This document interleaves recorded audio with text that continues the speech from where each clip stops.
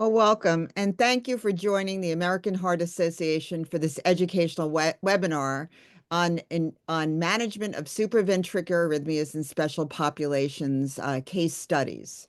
So this is the third webinar in a three-part series as our supraventricular tachycardia initiative. These activities are supported by Milestone Pharmaceuticals, but all program material was developed independent of the sponsorship. So the views and opinions are our own that you'll hear today and reflect the synthesis of science. Content should not be considered as any official policy of the American Heart Association. I'm Dr. Andrea Russo, and I'll be your moderator today and case presenter. I am professor of medicine at Cooper Medical School of Rowan University and director of electrophysiology at Cooper Hospital in Camden, New Jersey. And I'm joined today by two experts in the field, Dr. Vakil and Dr. Stevenson. I'd like to have them introduce themselves, please. Hi, good afternoon, everyone. It's a pleasure to be here. My name is Rick Vakil. I'm an electrophysiologist at Cooper University Healthcare. I'm also an assistant professor of medicine at Cooper Medical School of Rowan University. Hi, everyone. It's a pleasure to be here. I'm Dr. Elizabeth Stevenson. I'm a professor of pediatrics at the University of Toronto and the section head for electrophysiology at the Hospital for Sick Children. Great, thank you so much. Our disclosures are shown on this slide. So after the presentation, we'll have some time for questions and answers. And please, but take a moment at this point in time to open the Q&A feature on the screen as shown here. You can use the toolbar and scroll and actually type in your questions, and we'll answer them, as many of them as we can, after the presentation, as all of our time permits.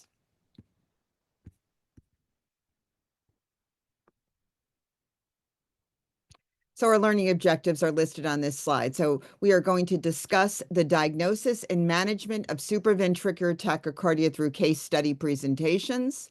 We'll analyze patient experiences, ECG interpretation, differential diagnosis, and management strategies. We'll also apply theoretical concepts, evaluate treatment effectiveness, and consider patient feedback to enhance clinical practice. So I'd like to go ahead and start off with our first case study. You'll see a poll coming up at the end of this presentation. So this is a 26-year-old, otherwise healthy male with recurrent palpitations. First noted palpitations during exercise when he was just 18 years old, and noticed that they resolved after resting for about 15 minutes, did not seek any medical attention at that time. Has had two additional episodes, although relatively brief, up to 10 minutes in duration. He's now noted increased frequency and duration over the past 3 months, with an episode of near loss of consciousness while playing basketball. He's on no medications and came to the emergency room because he still wasn't feeling well, had some dizziness and palpitations.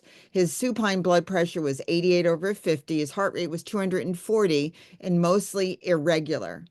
His examination revealed a tachycardic and irregular S1 and S2 was otherwise unremarkable. And I'd like to share his EKG here. So you can see this is a really rapid arrhythmia. It's very irregular and wide complex. There's some variability from beat to beat. Some complexes look a little bit wider than others. So what would you do for this gentleman? Would you try DC cardioversion? And you'll see a poll come up shortly too. Intravenous amiodarone? Would you administer intravenous metoprolol, or would you send them to catheter ablation urgently? So a young gentleman, palpitations, and really this is the worst episode that he almost passed out during. What would you do? And I'm going to go ahead and show you the answers because it looks like we have a lot of responses already. And actually, 61% have shown that you would like to do cardioversion. You could, and then there's 15% would try number 2, intravenous amiodarone. And there's 20% IV metoprolol, and 3% would send them to urgent catheter ablation. And we'll hear more about reasoning behind the answers, but the correct answer is the first one because the patient is very symptomatic, hypotensive, and we'll talk a little bit more about why we wouldn't do number 2 and number 3 with metoprolol or amiodarone. But catheter ablation, although may be an option for this patient, it's not usually something that we do urgent or emergently. Great. Okay. This is his EKG after cardioversion. So you could see here that this is a young gentleman who has, actually, when you first look at it, you think, oh, well, there are Q waves in the inferior leads, but sometimes there's what we call a pseudo-infarct pattern. So this is a patient who has somewhat short PR interval and a delta wave. A delta wave's positive in 1 and AVL, and it's actually, this is a delta wave in the inferior leads. It's negative. And you could see it in some leads better than others, but this is a young gentleman with Wolff-Parkinson-White syndrome. The EKG that you saw earlier was pre-excited atrial fibrillation, and we'll hear more about that. Labs and echo were normal LV function. So what is the next best treatment option for the patient? You'll see the poll appear. Would you give the patient oral amiodarone, send him home on oral amiodarone, metoprolol? Would you ablate the accessory pathway? Would you refer him to ablation, but ablate atrial fibrillation because that was the underlying atrial arrhythmia in this particular patient, that meaning pulmonary vein isolation to treat the atrial fibrillation? Or would you do both? Would you recommend both ablation of the accessory pathway as well as ablation of atrial fibrillation? And this is, I think, a little bit tougher question, but feel free, don't worry about picking the wrong answer. We'll talk to you about, why one choice might be a better choice than another. Okay, nice job. So in our answers here, I'm going to show you the results. You can see that there's a mixture here. So I think a large number of individuals recommended catheter ablation of some sort. 36% were ablating the accessory pathway to get rid of that. And then some people said ablate both. And I think this is a tough question. And is there one single right answer? Part of this may have to do with, underlying heart disease, or whether or not the patient has that, whether or not the patient is, young or old or not. So we'll hear more about this. So really a mixture of answers here. And we'll talk a little bit about why we might not empirically treat with metoprolol or amiodarone in this particular individual, particularly since he's young. All right, so I'd like to turn this over to my colleague, Dr. Vakil, to tell us more about WPW and pre-excited atrial fibrillation. Thank you so much, Andrea. And so again, my name is Rick Vakil. So I'll be discussing the diagnosis and management of WPW and pre-excited atrial fibrillation. So what is WPW syndrome? Well, it's an accessory pathway that bypasses the AV node. It's an extra pathway either on the tricuspid or mitral valve annulus, where it has rapid conduction down into the atria, and it actually appears as a delta wave on the EKG, as we just saw on the patient's 12-lead ECG. This accessory pathway can actually lead to SVT and pre-excited atrial fibrillation. Now, what is pre-excited atrial fibrillation? Well, ventricular pre-excitement is when there's rapid conduction into the ventricle from an accessory pathway relative to the AV node, which is the traditional way conduction happens into the ventricle. And so when the ventricle is pre-excited and the patient is in atrial fibrillation, the atrial fibrillation signals, when the atria are beating at, let's say, 300 or even faster beats per minute, can go selectively down the accessory pathway relative to the AV node and really cause the ventricles to beat very fast and puts patients at risk of sudden cardiac death and VF. And so early recognition of this is very important because then we can risk stratify patients and provide appropriate management. So in terms of some statistics, it's estimated that about 0.1 to 0.3% of the population has WPW. And of those patients who have WPW, about 15% will develop atrial fibrillation. Now, in the patients with both atrial fibrillation and WPW, the sudden cardiac death risk is overall fairly low, but present. It's about 0.15 to 0.24% over 10 years. And because this risk is present, as I mentioned, it's important to identify these patients and act on this earlier rather than later. So before we talk about specific management of SVT, it's important to understand the difference between manifest and concealed accessory pathways. Now, manifest accessory pathways can be these extra connections. So if you look in the figure on the right here, the extra connection here is in the mitral valve annulus, and it connects the atria to the ventricle. And the signal, the electrical signal transfers from the atria to the ventricle through this pathway in the anterograde fashion. And this, when it goes faster than the AV node, presents as a delta wave on the surface ECG. And it appears as a short PR interval with a slurred upstroke of the QRS, because this segment right here is actually the pre-excitation of the ventricular myocardium that's happening earlier than what would happen when the signal travels through the AV node. In these patients who have anterograde conduction, they can go into a type of SVT called AV nodal reciprocating tachycardia, so AVRT, where this conduction happens down the accessory pathway, back up through the AV node, and around in a circular fashion. Separately, these patients, if they develop atrial fibrillation, can have rapid conduction down into the accessory pathway and cause pre-excited atrial fibrillation. And I'll mention later that most of the time, actually, these pathways can also conduct in the retrograde fashion, up the pathway, down the AV node. And I'll talk about that in a second. So now these are manifest accessory pathways presenting as a delta wave on the ECG. Now, this is different than a concealed accessory pathway, which cannot be seen on the surface ECG, because these pathways only conduct in the retrograde direction from the ventricles to the atria. So there's no ventricular pre-excitation, and therefore there's no delta wave seen on the sinus rhythm ECG. These pathways, with concealed accessory pathways, when they conduct retrograde, these patients can still have SVT, but not pre-excited AFib. And they can have SVT because the signal can go from the ventricle to atria, down the AV node, down into the ventricle again, back up and around, opposite to what I discussed earlier. So now I want to talk about the acute management of patients who have WPW and come in with SVT.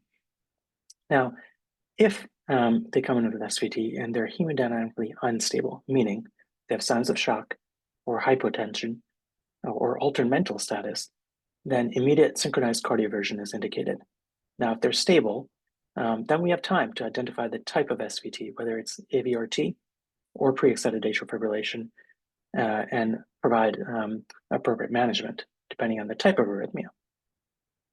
Now, the most common type of SVT in patients who have WPW is actually orthodromic AVRT. This happens in about 90 to 95% of patients.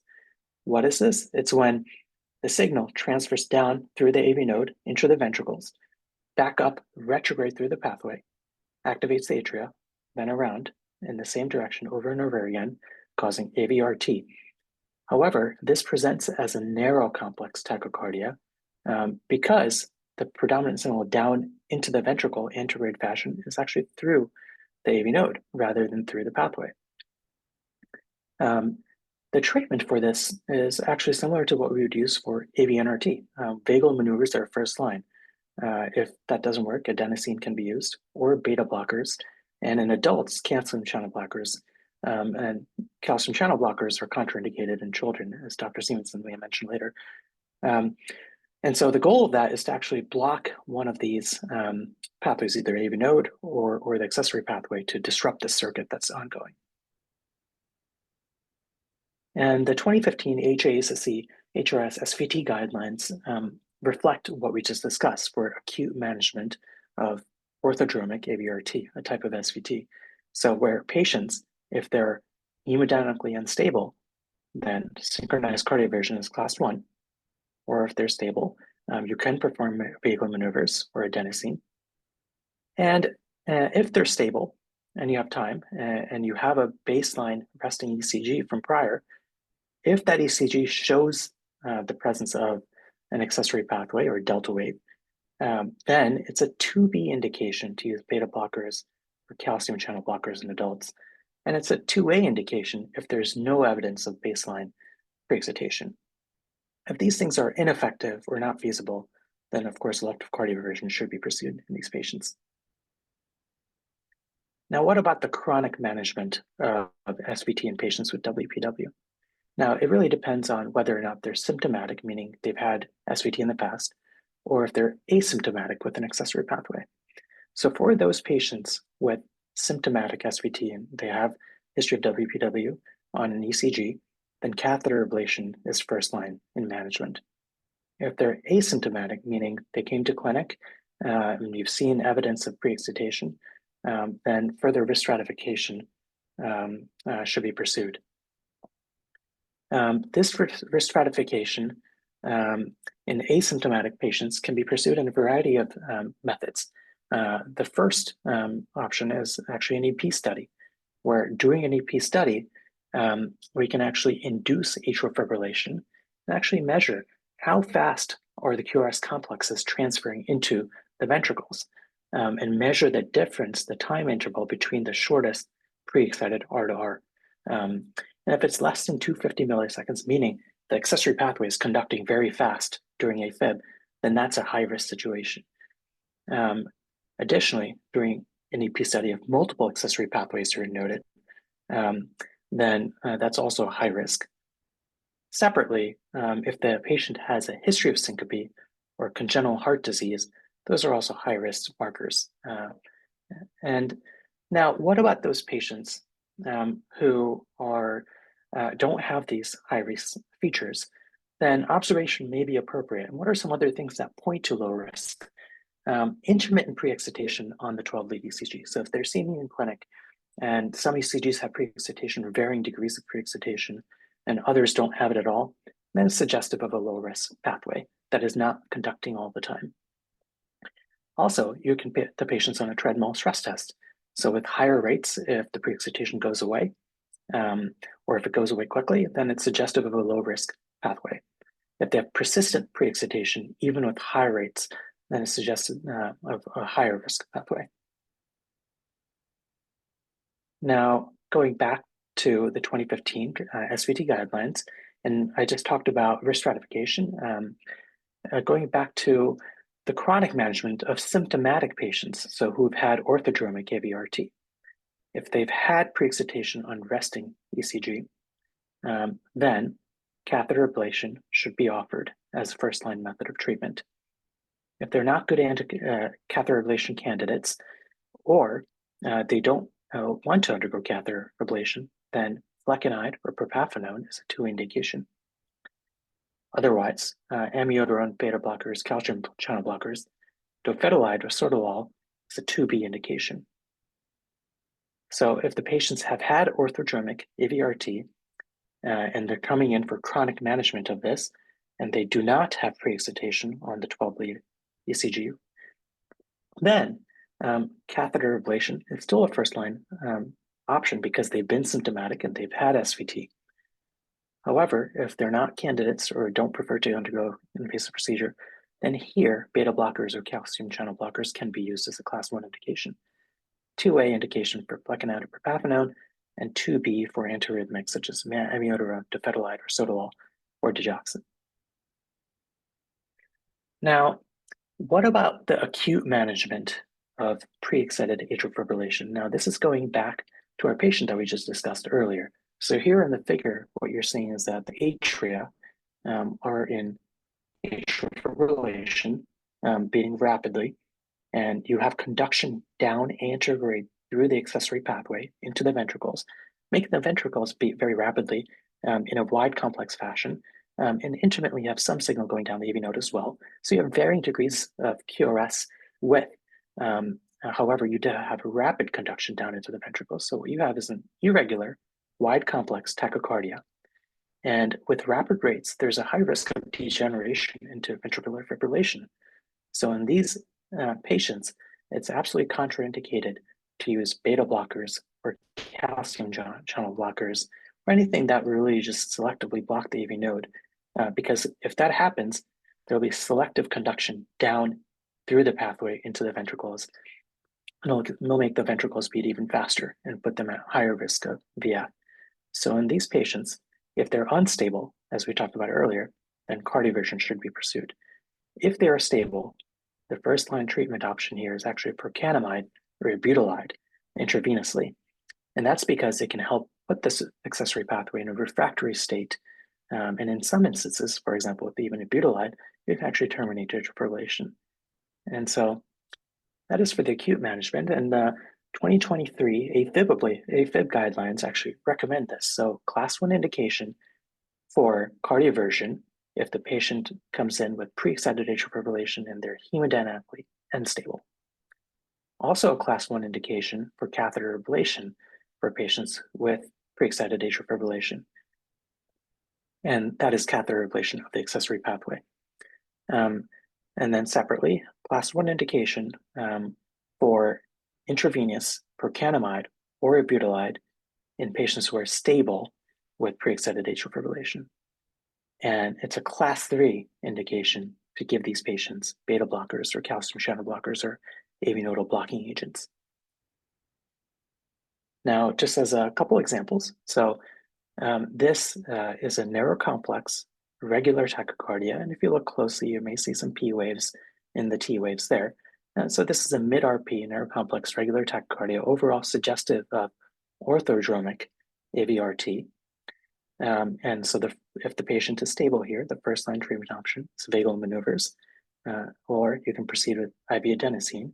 If the patient is still refractory, then beta blockers or calcium channel blockers can be safely given in this patient. Now, this is a different story, going back to our earlier patient who came in with an irregular wide complex rhythm consistent with pre-excited atrial fibrillation. In this patient, if they're unstable, cardioversion should be pursued. If they are stable and you have time, then IV procainamide or IV ibutylide can be given. And of course, beta blockers, calcium channel blockers, AV nodal blocking agents should be avoided. So summary, in acute management of SVT with WPW, if it's a stable, narrow complex tachycardia, vagal maneuvers or IV beta blockers, calcium channel blockers, unstable, cardioversion. In stable pre-excited AFib, procainamide or ibutylide, avoid AV nodal blocking agents. And in long-term management of these patients, if they've had symptomatic SVT, then catheter ablation of the accessory pathways to first-line therapy. If they're asymptomatic and the pre-excitation was just noted on ECG, incidentally, then further risk stratification should be pursued. If they have high-risk features, as we discussed, catheter ablation should be offered. If they have low-risk features, then observation is completely reasonable. Thank you. Thank you so much, Rick, for that great presentation of the arrhythmias we see in patients with Wolff-Parkinson-White syndrome, as well as the acute and chronic management of these patients. So feel free to put some questions in the Q&A box. And in the meantime, we'll go ahead and take a look at our second case. In this situation, this is a 17-year-old female with hypertrophic cardiomyopathy with occasional dyspnea with exertion. Recently developed palpitations at rest, and this was associated with dizziness and shortness of breath. A recent echo showed asymmetric septal hypertrophy, maximal thickness of 2.5 centimeters, and an outflow tract gradient of 50 millimeters of mercury following Valsalva. left ventricular ejection fraction is supernormal at 70%. The patient's on metoprolol, long-acting form 50 milligrams daily. Due to persistent palpitations, the patient came to the emergency room and was also having some lightheadedness, although blood pressure here was 120/76, heart rate was 150 and regular. Examination was remarkable for a tachycardia, a 2/6 crescendo decrescendo murmur with a mid-systolic, which was mid-systolic, heard best at the left lower sternal border, and also decreased in intensity with inspiration. And here's an EKG. So you can see here a narrow complex tachycardia, maybe something similar, although not identical to what Dr. Vakil already showed us on a more regular narrow complex tachycardia. Valsalva was tried. This was unsuccessful in terminating the arrhythmia. So a question for the audience in this particular patient, would you do a DC cardioversion, synchronized cardioversion? Would you deliver intravenous adenosine, intravenous amiodarone, or perform emergent catheter ablation? So why don't you go ahead so this is a narrow complex tachycardia, maybe some visible P waves, and we'll hear more about that from Dr. Stevenson. But lots of choices, and maybe this patient differs from the other one a little bit in terms of the clinical presentation and symptoms. Good. All right, let's look at those results. So the majority of respondents picked IV adenosine. So this is a short-acting drug. We usually administer close to the skin, so because there's a very short half-life. 65% pick that. A small percentage picked IV amiodarone, and some people picked cardioversion. I think this example compared to the last one, the other person was was hypotensive and very symptomatic. This one is having symptoms. So the question is there something else you could do before going straight to cardioversion? So although catheter ablation may be an option, it's rarely emergent for treatment of SVT per se. But here we would pick probably the best answer being trying IV adenosine. Very short acting, you'll know pretty quickly whether or not it is effective. Here's the EKG after adenosine. The tachycardia terminated, abrupt termination of the arrhythmia. And you could see here, this is really pretty normal. It's just, sinus rhythm, normal PR interval, no evidence of a delta wave in this case, normal QRS complex, and I would read that as a normal tracing. Labs are also normal in this case. So what treatment option would you next offer the patient? What on the poll do you think, would you say flecainide, amiodarone, AV junction ablation and permanent pacemaker, or SVT ablation with slow pathway modification? And we'll see more of the EKG up closer during Dr. Stevenson's presentation, so you can get an idea. But I didn't give you any choices of accessory pathway here. So what would be the best long-term option? And maybe there's more than one choice. And this is a patient, shared decision-making, right, between the patient and the healthcare providers. So let me go ahead and show you those answers.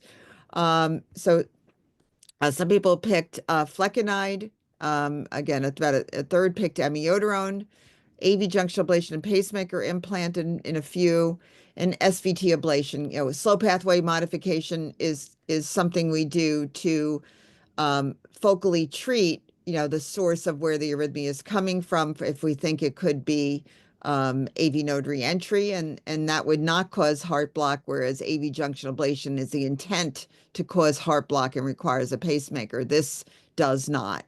Now, flecainide, you might consider in patients without structural heart disease. We'll hear more about that. And amiodarone, again, probably not the best option. Best option may be out of these choices, maybe our last answer, but we'll hear more about that from Dr. Stevenson. Patient does have some structural heart disease and is young, so amiodarone for the long term may not be the best. So let me go ahead and turn this over to Dr. Stevenson, who will talk about SVT in the hypertrophic cardiomyopathy patient. Thank you so much.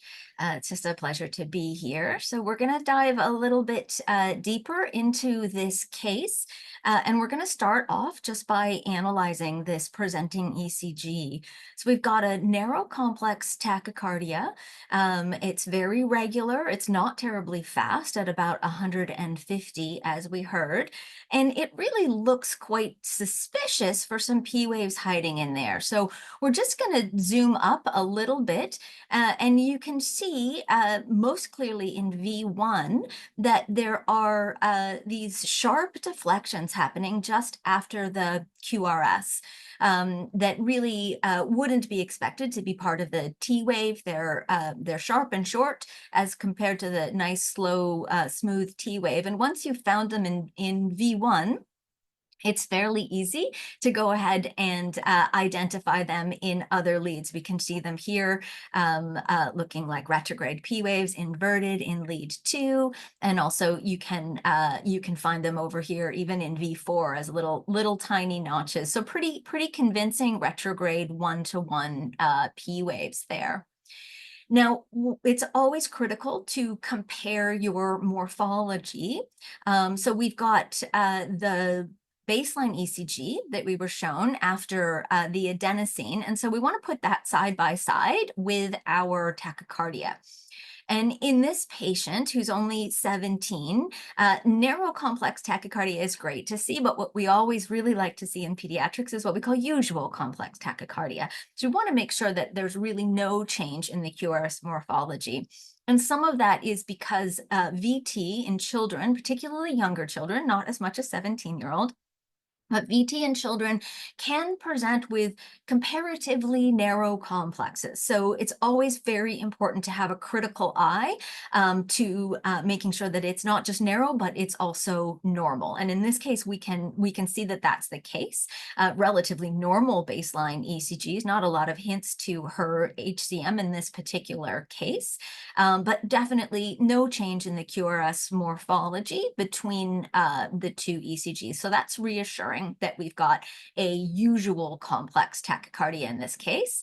The other thing you want to do is just compare those notches that you were pretty sure were in fact retrograde P waves. You want to compare that to the baseline, and you can see in V1 and V4 that those notches are absent in sinus rhythm. So that is also consistent with this.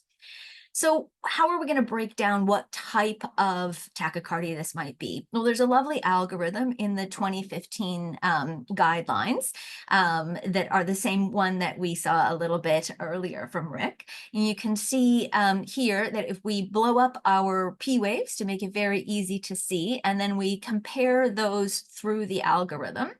So it is an adult algorithm. So it says normal QRS tachycardia as defined at less than 120 milliseconds. And I'll just caution again, in children, normal is dependent on age. And so in, for example, a less than 1-year-old, that may be less than 80 milliseconds. So it does need to be age normal. We have that in this case. It is regular, as we already described, looking at the previous ECGs. So then we want to look to see if we have visible P waves. And in fact, we do have easily visible P waves in this case. So that takes us now to looking at whether or not the atrial rate appears to be greater than the ventricular rate. And I will say that if the P waves are not visible, then it leaves you thinking about AV-NRT, but really all you can say is they're not visible, and I don't know very much about them. When you can see them, it's more useful. And so in this case, we want to say, are there more A's than V's?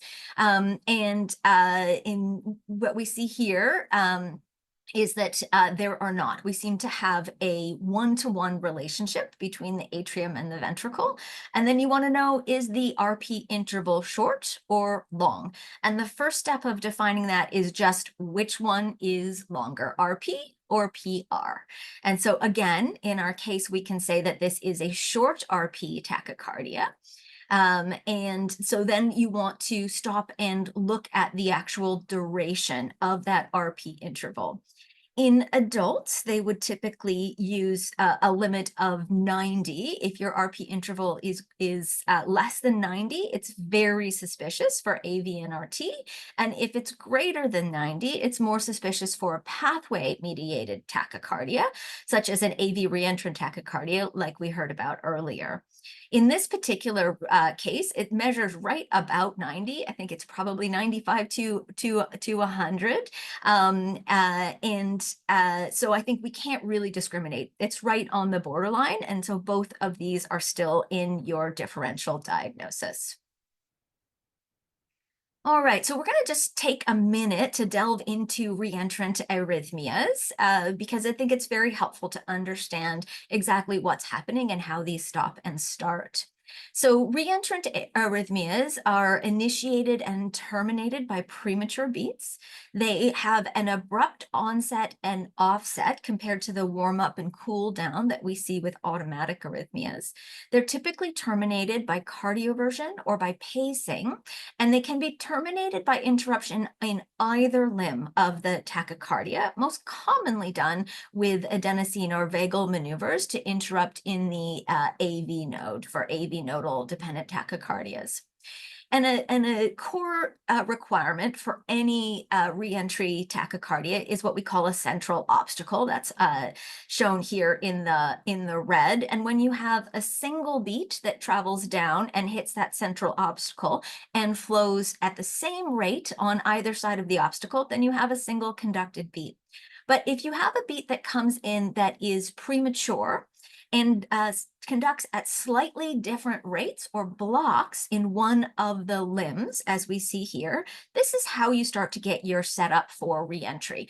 So in this middle case, you can see that the conduction travels down, gets to the point of the central obstacle, blocks in one direction as a PAC might, and conducts more slowly down the other direction. This allows the secondary limb to become available again to complete its refractory period, in which case you now have the substance for a reentrant rhythm that is circulating around that central obstacle.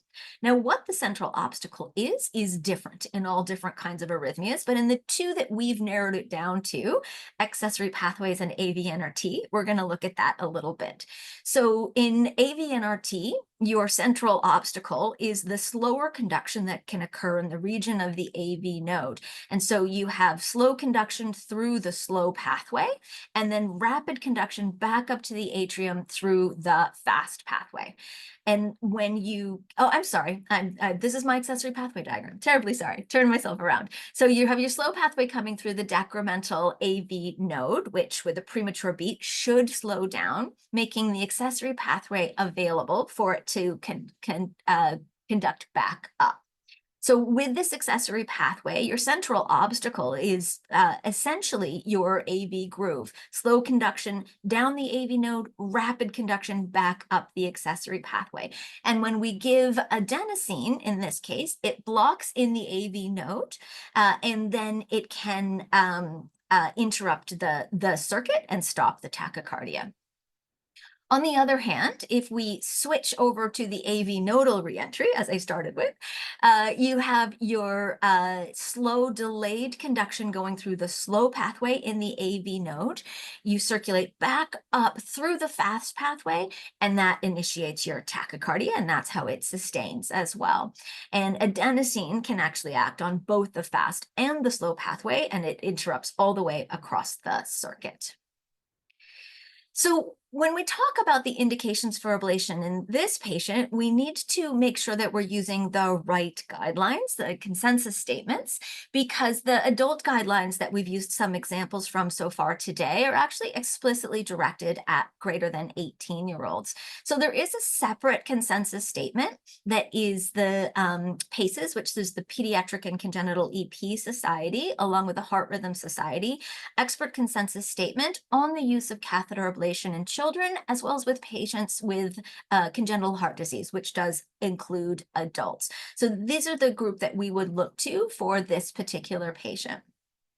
This is a patient without congenital heart disease. And so the indications for ablation for the class 1 indications are going to be tachycardias that are associated with ventricular dysfunction, such as tachycardiomyopathies.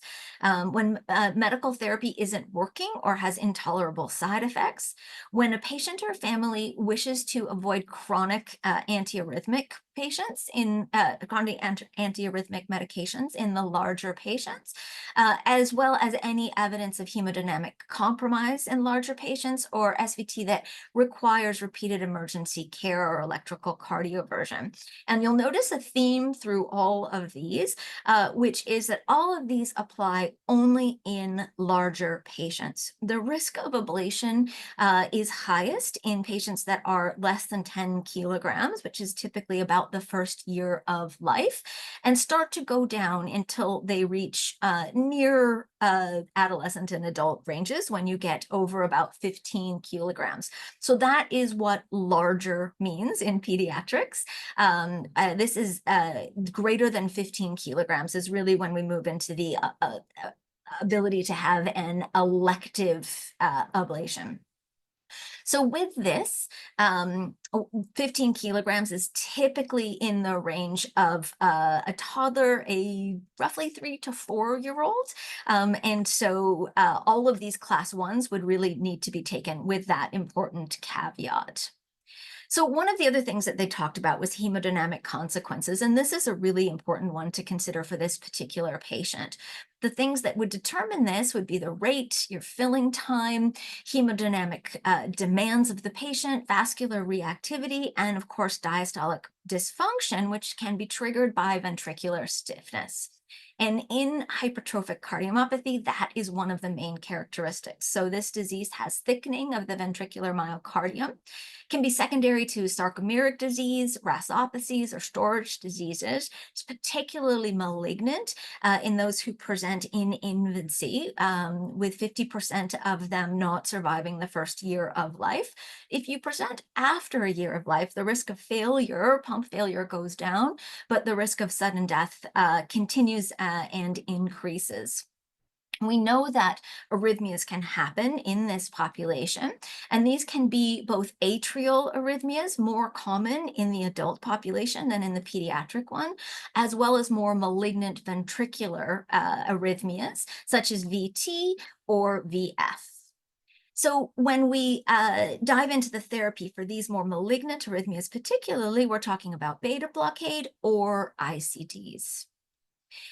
This is just an older graph, but shows something that really hasn't changed. A study by Steve Colin in 2007, which really shows that there's this early risk of death in the youngest patients, and then a sort of constant risk of death throughout, with a little small peak in the teen years. And this is a large pediatric group.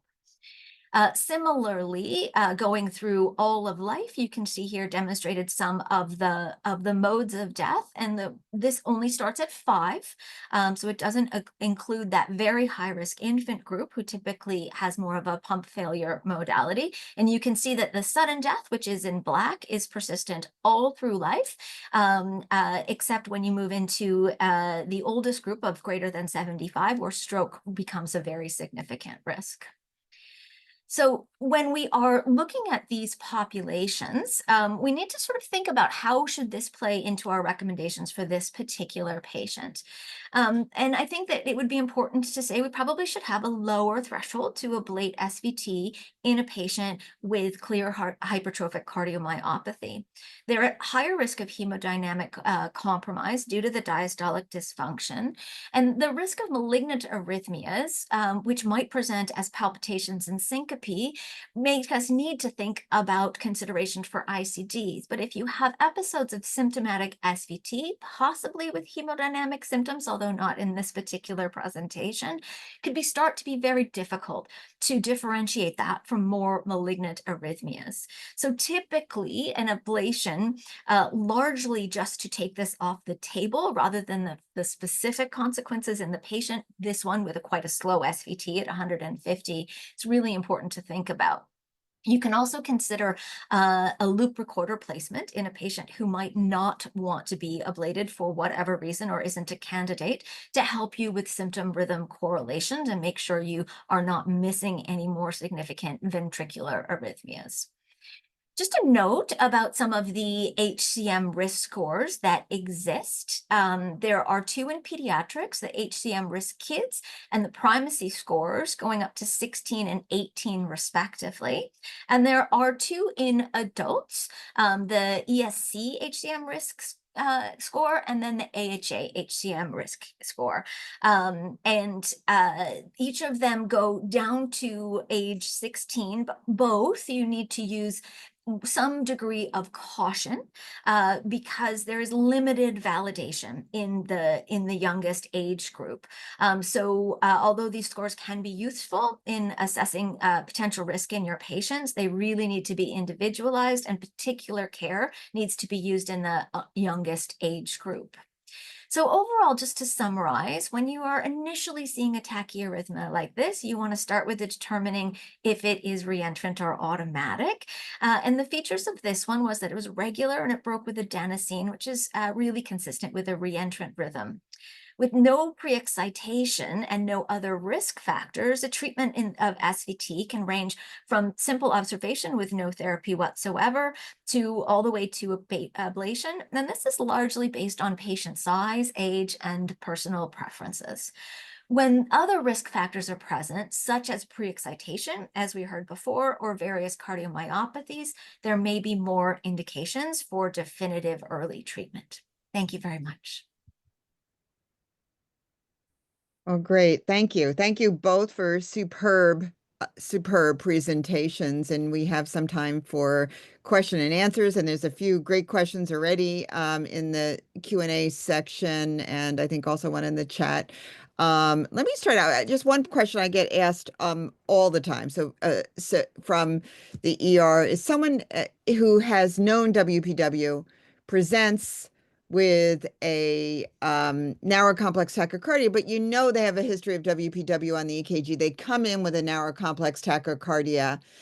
Is it acceptable? And we do have guidelines. We have guidelines from multiple regions from the U.S. We saw lots of examples of guidelines from the AHA guideline documents, and we have examples outside the U.S. European guidelines also. But basically, in those patients who have a narrow complex tachycardia, is it okay to use adenosine, even though in the past they have they've had WPW on the EKG, either adenosine or a beta blocker? Just thoughts, either Rick or Beth. Yeah, happy to address this. And so, yeah, in the 2015 guidelines, mentioned this a little bit, where if it's a narrow complex tachycardia, and in the past they've had some evidence of pre-excitation, in that acute setting with that narrow complex tachycardia, if the concern is for orthodromic AVRT, for example, it is okay to use beta blockers or calcium channel blockers in adults to terminate that tachycardia, because you want to get rid of at least one part of that circuit. And in particular here, you would block at the AV node and disrupt that circuit. In other instances, for example, a non-narrow complex or irregular wide complex tachycardia, like our case presentation, it would not be appropriate because you're worried that you may selectively conduct down the accessory pathway in that setting. Great, thank you. And anything different in kids from the standpoint? No, be exactly the same. So typically a narrow complex tachycardia, whether or not pre-excited, can be managed in the same way as long as you are not missing any irregularity. I think that's often the key thing to be on the lookout for. And calcium channel blockers are a little tricky in kids. They're very high risk in infants and toddlers because they come with a vasodilation that they do not tolerate. As you get older and older and into the teen years, they become safer and safer. So pediatricians typically are in the habit of staying away from them out of terror from using them in very small children. But in all fairness, they are likely quite safe in teenagers, and we will use them in the older kids.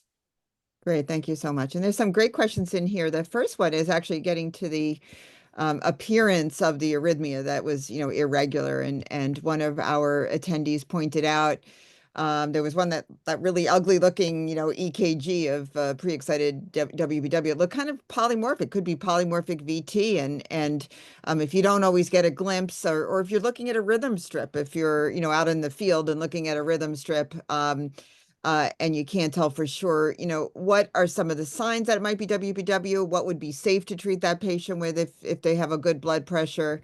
What are your thoughts? Yeah. So here, if you don't have a baseline, there's a couple clues. For example, if the complexes are bizarre and you are having intermittent narrow complex, very irregular at times, then it is suggestive of pre-excited AFib. However, if it's rapid, and the complexes are a little bit more smooth, that's more consistent with PMVT. But I think clinical context matters in this situation. If they're unstable, we know what to do. We have to cardiovert them at that point.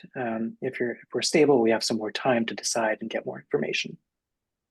And I would just add that typically a polymorphic VT that looks as chaotic as pre-excited atrial fib that's rapidly conducting, they will have dramatic hemodynamic implications.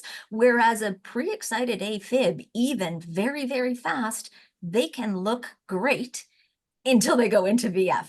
So it really is very, very helpful, but the algorithm is the same. Stable or unstable is going to lead you to electricity. So it's you won't go wrong if you stick to that pathway. Great. And a couple other things in terms of context that I'll just mention on this line is things to look out for. Are they at risk of having ischemia? If so, PMVT is going to be more likely in that setting. Or are they at less risk of having long QT? Then polymorphic VT is going to be more likely. Just other things while you have time you can look. So consider the clinical history of the presentation, the age of the patient, prior infarcts, all those kind of things you may or may not know at the time, but all those things, help in terms of diagnosing all kinds of wide complex tachycardias.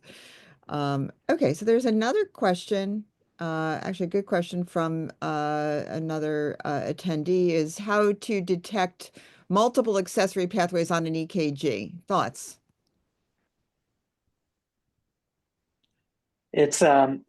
So it's difficult, one, from a baseline ECG to detect that. There are a couple clues you can use. One is if you have varying degrees or various types of delta waves on separate ECGs. For example, if the delta wave in V1 is positive on one ECG, potentially a left-sided pathway. If it's negative, could be a right-sided pathway. And so it's rare that you're going to see that. Most often when we detect multiple pathways, we detect it during an EP study. Yeah, I would completely agree with that. Reliably, you can't see it unless you're lucky enough to catch multiple morphologies, which on an ECG is very unusual. Sometimes on Holter, you can convince yourself more that there's more than one pre-excitation pattern. But on an ECG, I think it's very, very difficult to reliably find that. Right. Another one of the questions here in the chat, this is so the treatment for antidromic tachycardia, so down the accessory pathway up the AV node is, it's a wide complex tachycardia. We talked about treatment for AFib with pre-excitation. Is what kind of treatment do we use for that one? Similar sort of SVT guidelines where, it depends if they're unstable or stable. Here, if it's antidromic tachycardia and it's not irregular, it's a regular complex tachycardia, then in that setting, you do want to just disrupt the circuit, whether or not you do it at the AV node or at the level of the pathway. Antidromic tachycardias are rare, though. It's rare to see that happen. And so it's unlikely, usually you will not encounter this, and it can look very similar to VT. And so if they're unstable, I would still go back to those initial guidelines. If they're unstable, do think about cardioverting at that setting. Right. And how much energy was a question when you're cardioverting someone for, say, the AFib with rapid pre-excitation or rapid conduction down the accessory pathway. What kind of energy do you start with usually? Say For adults, I use a standard sort of energy. So 200 joules synchronized is what I typically use, but it may vary with children.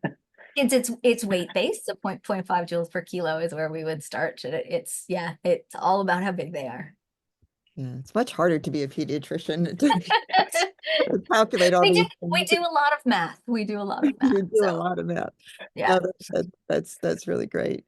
So, we often, we see EKGs, we read a lot of EKGs, right? We see asymptomatic patients in the office with WPW, don't present to the ER necessarily. We just see it on an EKG for one reason or another. It was performed.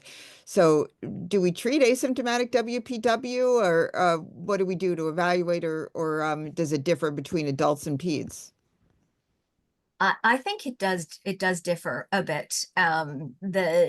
In the most recent guidelines, which are not recent in pediatrics and are in the active process of being revised, there is a consensus statement that I think it's 2012, if I remember correctly, that goes through how you would evaluate doing non-invasive risk stratification for an asymptomatic WPW.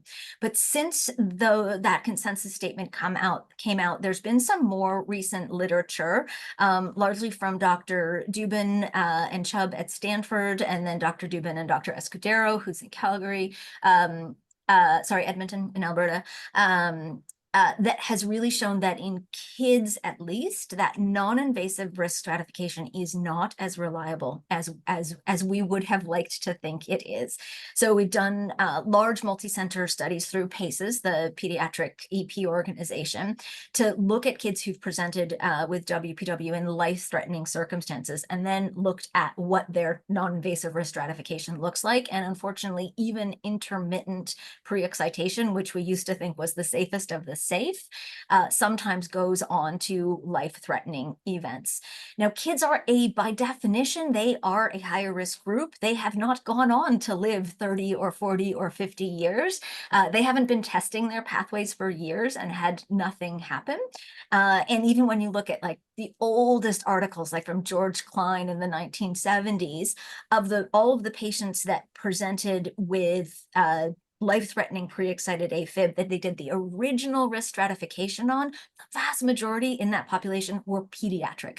So we worry more about the kids. And most pediatric EPs are starting to move towards at least offering invasive risk stratification, so EP study, to everyone with WPW. Now, whether you go on to ablate is a different question. And this is not in babies. This is in kids who are into that kind of school age or teen elective year. But we have lost some faith in the non-invasive risk stratification based on some recent research. Great. Okay, so let me ask one other question. We don't have a lot of time left. So in the one question I think we didn't really fully answer when the poll came up, we had the one patient who had pre-excitation and AFib, and also was how to ablate. So if you're going to ablate long-term therapy, in a young patient, or is there, do you ablate AFib, or in an older patient, maybe a young patient you might not, but what about an older patient if they're 70 years old and have AFib and WPW? I guess we see that rarely, but would we do something different, or you start one place and then add another ablation later, or what would you all do? And maybe this is more for Rick, since they're older patients. Yeah, it's not a common scenario, but it can happen. And so how I approach it is, what is your primary issue? If the accessory pathway is the primary issue, I do discuss with them, look, we'll bring you in for an EP study. And if they've had pre-excited AFib, then catheter ablation of the accessory pathway is first line. If they haven't, then we could still identify whether or not they have SVT separately and treat it. And we can do some additional diagnostics to see whether or not AFib is a separate issue in itself. If they're older, especially as patients get older in 70s, 80s, et cetera, it's tough to have missed pre-excitation earlier on, but I have seen it where they present later for whatever reason. In that setting, then if AFib is also a concurrent issue, and they're more likely to have it later in age as well. then I do offer ablation of AFib. Great. All right, this is great. So I just wanted to comment also based on one of the questions that was in there too, is we do have a process for all the guideline committees. So there's different groups, right? Create guidelines in all different countries, and we in the U.S. some of the guidelines are from American Heart Association, often in collaboration with Heart Rhythm Society, American College of Cardiology, European Society of Cardiology and Guidelines, and with ERA involved. There's Canada. There's all different all different guidelines for different things. There are the guideline groups. And having been on several of these groups over the years, review the last guidelines and then decide, is there enough evidence that's changed? Is there more that we need to readdress now, and when should they be updated, either a focused update or a full update? So those are ongoing things that are happening all the time. So there's and then PACES obviously is also involved in these guidelines. So I just really want to thank both of you. I think we've learned a lot about treatment of SVT in adults as well as adolescents, and what we should do, what we should not do, what's recommended in guidelines. So I want to really thank you, the speakers, and really thank our audience for participating today. Today's presentation was recorded and will be available on the American Heart Association website. And this is a reminder that this is actually the third part of a three-part webinar that's on SVT, and the first two parts are already available on demand, so you can go back and take a look at those too.